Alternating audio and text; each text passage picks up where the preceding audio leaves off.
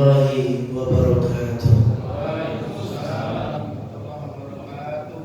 Lemes amat jawabannya. Kasih batuk biar semangat ya. Dulu pohon salam di pinggir telaga. Telaga indah jernih airnya. Yang jawab salam mudah-mudahan masuk surga. Ditambah pula banyak duitnya. Assalamualaikum warahmatullahi wabarakatuh. Waalaikumsalam warahmatullahi wabarakatuh. Alhamdulillah. Wassalatu wassalamu ala Rasulillah wa ala alihi wa sahbihi wa mawala wa man tabi'a huda. Allahumma salli wa sallim ala habibina syafi'ina wa maulana Muhammadin wa ala alihi wa ashabihi wa tabi'in wa tabi'ihim bi ihsanin ila yaumiddin. Amma ba'd, faqad qala Allah ta'ala fil Qur'anil Karim, a'udzu billahi minasy syaithanir rajim. Ya ayyuhalladzina amanu taqullaha haqqa tuqatih wa la tamutunna illa wa antum muslimun. Sadaqallahu azim. Khairul iman rahmatullah. Saudara-saudariku sekalian, jamaah salat Isya dan tarawih yang saya cintai dan mudah-mudahan kita semua dimuliakan Allah Subhanahu wa taala. Bersyukur kita atas segala limpahan nikmat dan rahmatnya, sehingga pada malam hari ini kita bisa dikumpulkan oleh Allah dalam rangkaian ta'budiyah, mengabdikan diri kita kepada Allah. Salawat dan kirim salam semoga senantiasa tercurahkan kepada baginda Rasulullah Nabi Muhammad sallallahu alaihi wasallam. Allahumma salli wa sallim wa barik. Khairul iman rahmatullah. Bapak Ibu, saudara-saudariku sekalian yang saya cintai dan mudah-mudahan kita semua dimuliakan Allah. Fungsi diciptakan manusia sebagaimana dijelaskan oleh Allah Subhanahu wa taala dalam Al-Qur'an dan kita sudah paham bersama adalah dalam rangka beribadah kepada Allah. Dan ketika kita bicara tentang ibadah, maka tidak ada ibadah yang tertib, tersusun, terjadwal, penuh dengan semangat kecuali ibadah di bulan Ramadan. Benar? Ya. Ketika kita masuk Ramadan, jangankan ibadah kita, bahkan makan dan minum pun kita kondisikan sesuai keinginan Allah. Kita terasa lapar di siang hari, ya Allah lapar, tahan kata imsak. Nah, imsak itu benar. Tahan tunggu sampai dengan azan maghrib. Kita terasa haus juga begitu.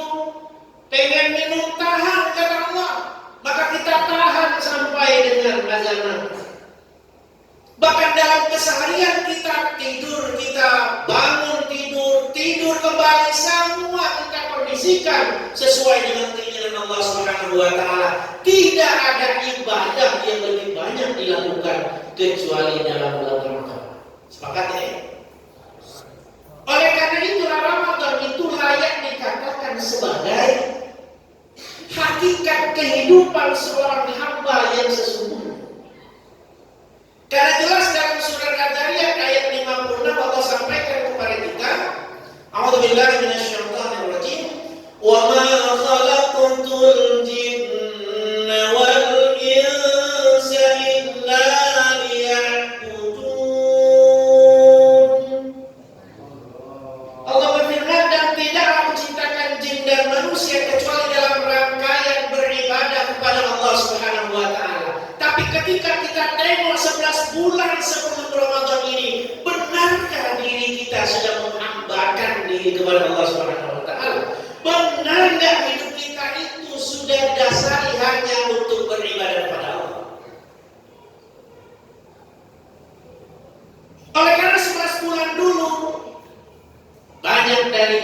kehidupan kita itu yang tidak sesuai dengan tujuan dan fungsinya, maka ditarik oleh Allah Subhanahu wa taala masuk ke dalam bulan Ramadan untuk menjadi hakikat seorang hamba yang sesungguhnya, yakni beribadah kepada Allah Subhanahu.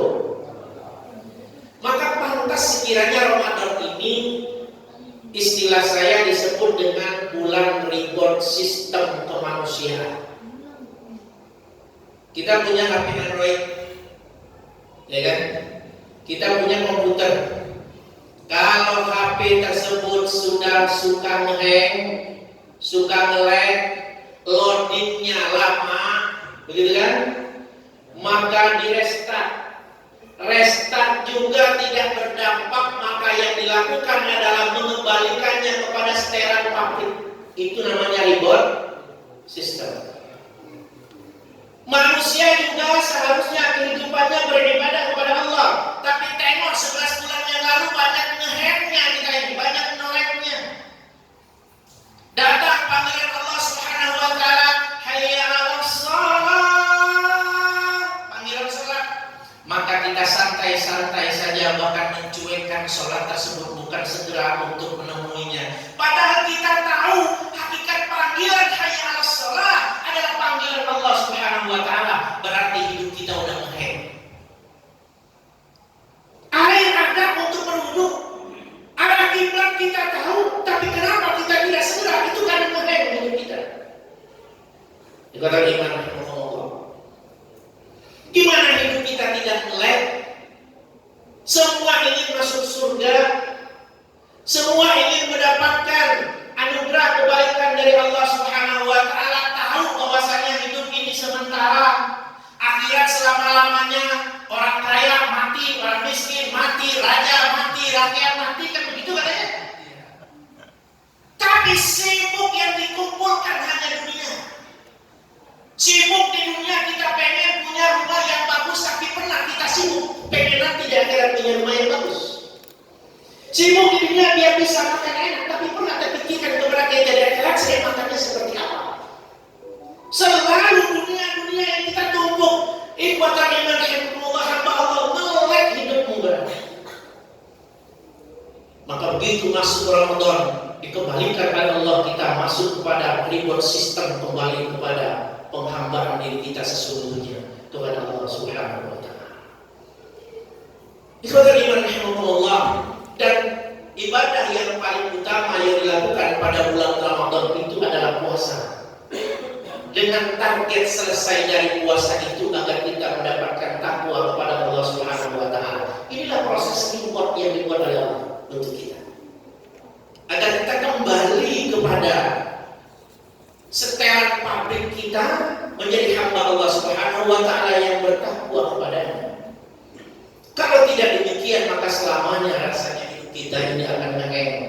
Selamanya hidup ini akan nge-lag jauh dari apa yang telah difungsikan dan ditujukan oleh Allah Subhanahu wa taala dalam kehidupan kita. Kata iman Allah, meskipun memang HP kalau di reward system itu tidak menjadikan HP-nya berubah menjadi baru, gitu ya. Tidak. Mentang-mentang sudah reward system, HP-nya jadi baru. Enggak, itu juga dengan kita. Mentang-mentang sudah reward system, nilai penghambaan diri kita dengan puasa dan amalia di bulan Ramadan, terus kita jadi muda lagi. Enggak. Yang kumisnya udah 2 warna, tetap aja 2 warna. Yang rambutnya udah 2 warna, tetap aja 2 warna rambutnya. Tapi ruh kita, jiwa kita ini yang akan kembali muda. Sejak keluar dari Ramadan, kita lebih mudah dalam rangka beribadah kepada Allah Subhanahu wa taala. Begitu masuk panggilan hayya 'alas shalah, mari kita salatkan ringan kaki kita untuk melangkahkan diri menghadap Allah Subhanahu wa taala. Karena memang pada hakikatnya panggilan azan itu adalah panggilan Allah. Itu rahasianya kenapa? Ketika kita menjawab panggilan azan pada kalimat hayya 'alas shalah berbeda dengan menjawab panggilan azan pada kalimat-kalimat sebelumnya. Ya kan? Kita kan disunahkan kalau mendengarkan azan untuk menjawab azan itu dengan mengulangi kembali kalimat azan. Allahu Akbar, Allahu Akbar. Jawabannya Allahu Akbar, Allahu Akbar.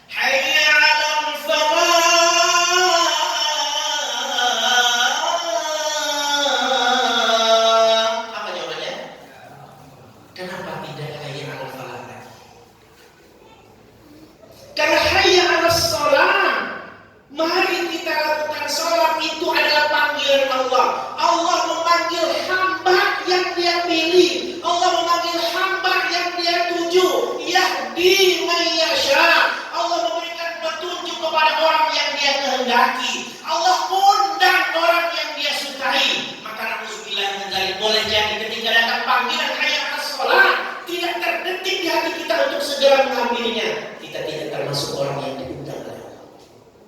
Alhamdulillah ya. Apalagi ketika kalimat hayya 'alal falah. Karena makna hayya 'alal falah, al-falah di dalam Al-Quran, makna al-falah itu tidak ada lain kecuali surganya Allah Subhanahu wa Ta'ala. Ketika panggilan hayya 'alal falah, kata Allah, mari kita salat menemui Allah Subhanahu wa Ta'ala. Hayya 'alal falah, mari kita masuk surganya Allah Subhanahu wa Ta'ala. Maka pantas ucapan yang diajarkan oleh Rasulullah, la haula wala quwwata illa billah. Tidak ada kekuatan dan daya upaya kecuali Allah yang menggerakkan kita untuk bisa melaksanakan itu. Maka berbahagialah kita sekiranya datang kalimat hayya 'alal shalah, terdengar kalimat hayya 'alal falah, kita segera menemui Allah Subhanahu wa Ta'ala untuk bersolat. Artinya kita termasuk hamba yang diundang, dipanggil oleh Allah untuk menemuinya, masuk ke dalam surganya kelak. Amin ya rabbal. Nah, makna dari muttaqin yang dijanjikan oleh Allah itu seperti itu, mudah kita untuk menemui panggilan Allah Subhanahu wa Ta'ala.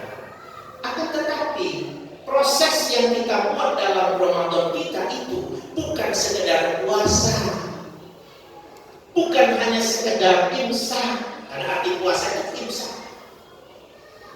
Tapi bagaimana nilai-nilai dari puasa itu sendiri yang mengendalikan hawa nafsu, ya, nilai utamanya itu terhujam di dalam diri kita. Bukan hanya kita berpuasa tidak makan, tidak minum, tidak berhubungan suami istri. Kalau puasanya sekedar itu, anak SD lebih jago puasanya dari kita. Ya, nggak makan, nggak minum, saya mau udah berpuasa. Itu nanti juga udah bisa. Kalau puasanya begitu. Karena yang dijaga dari puasa kita itu dua. Satu, tidak batal puasanya. Kedua, tidak hilang pahalanya. Menjaga agar puasa kita tidak batal, mulai dari terbit fajar sampai dengan terbenam matahari, itu lebih mudah, itu lebih gampang, hanya menggeser waktu makan. Ya, seharusnya makan siang diganti makan habis azan maghrib, itu doang. Tapi yang tidak mudah itu adalah menjaga agar tidak rusak, agar tidak hilang nilai-nilai puasa kita, pahala dari puasa yang kita lakukan. Dan itu harus dibarengi dengan menjaga seluruh aktivitas tubuh kita agar tidak berbuat dosa dan bermaksiat kepada Allah Subhanahu wa Ta'ala. Kita Allah. Oleh karena itulah, bagaimana untuk mencapai proses puasa yang muntijah, puasa yang menghasilkan nilai-nilai takwa yang dijanjikan oleh Allah? Cuma satu jalannya, adalah bagaimana kita berpuasa mengikuti kaifiyah, contoh yang diajarkan oleh Rasulullah Sallallahu Alaihi Wasallam. Ikuti sunnahnya. Maka di awal Ramadan, ya, pada suatu pekan kita bacaan yang paling bagus itu membaca risalatus syiyam, risalah puasa. Bagaimana puasanya Rasulullah? Kita coba jalankan sunnah-sunnahnya. Sahur misalnya, kata Rasulullah, perintahkan kepada kita tasahharu fi akhiri, bersahurlah kalian di akhir waktu. Itu. Jadi ibu-ibu, Bu, dengarkan nggak ibu-ibu di belakang? Bu, oh dengarkan. Kalau bangunin suaminya, bangunin anak-anaknya makan sahur, jangan jam 9. Jam 10 tanggung ya. Sekalian aja ayo pulang dari tadarusan kita sahur aja sekalian. Kadang mama udah masak. Bukan persoalan masak atau selera atau tidak, tapi bagaimana mengikuti sunnah Rasulullah untuk mengakhirkan waktu sahur. Kapan akhir waktu sahur? Sepertiga malam, sulusul lail. Kapan mengakhirkan waktu sahur? Sebelum azan maghrib. Sebelum azan subuh. Waktu imsak itu waktu akhir sahur. Imsak itu biasanya berapa menit sebelum azan? 10 menit. Nah, itu mengakhirkan waktu sahur. Akhirkan dengan makan dan minum agar kita mendapatkan sunnah Rasulullah Sallallahu Alaihi Wasallam. Tapi jangan mengakhirkan waktu sahur kayak di kampung saya. Di kampung saya gimana mengakhirkan waktu sahurnya? Di sana tidak disebutkan imsak, ada peringatan imsak, di kampung saya nggak ada. Yang ada itu taklimat. Ya Arhamar Rahimin, irhamna. Nah, gitu. Itu berarti sudah menjelang azan subuh. Maka mereka mengakhirkan waktu sahur dengan cara mengumpulkan kunang-kunang di teras masjid dan sholat. Tak mau kunang-kunang. Kita benar-benar kan teras kalau di kampung masjid nggak terang begini, terasnya berduduk gitu ya. Jadi begitu pada begini terus pada kunang-kunang tuh di teras masjid. Betul ya kan mengakhirkan waktu sahur, tapi begini itu nggak jelas jenis kelaminnya. Dibilang makan? Bukan. Dibilang minum? Bukan. Sedangkan mana mengakhirkan waktu sahur itu dengan makan dan minum walaupun seteguk air dan juga sepotong buah kurma, itu masuk bagian kategori mengakhirkan waktu sahur. Berbuka. Bagaimana sih berbukanya Rasulullah? Rasulullah itu mengajarkan kepada kita waktu tiru fi awali, berbuka puasa hari yang di awal waktu, artinya tepat waktu. Bahkan ada istilah khusus orang yang berbuka di tepat waktu itu dikatakan sebagai takjil. Kita salah lagi nyebut takjil. Kalau nyebut takjil gorengan, nyebut takjil kolak. Itu makanannya. Takjil itu istilah ajala yu'ajjilu takjilan, artinya menyegerakan berbuka menitunda-tunda. Dan ini sunnah Rasulullah, bukan perkara saya masih kuat, enggak, bukan itu. Gorengan saya kata ibu-ibu, gorengan saya masih nanggung, bukan itu. Tapi bagaimana kita mengikuti sunnah Rasulullah SAW dan berbuka tepat waktu itu, jangan menunggu azan di masjid atau musola. Pasti tidak tepat waktu. Kenapa begitu? Karena muadzin buka dulu. Iya kan? Muadzin buka dulu. Buka dia pakai air putih, mending air putih ada kurma, dia makan kurma ya.